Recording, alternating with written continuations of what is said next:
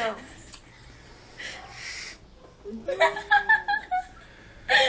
Porra, peraí que a mãe tô morrendo de dor. Boa onde? Isso aqui vai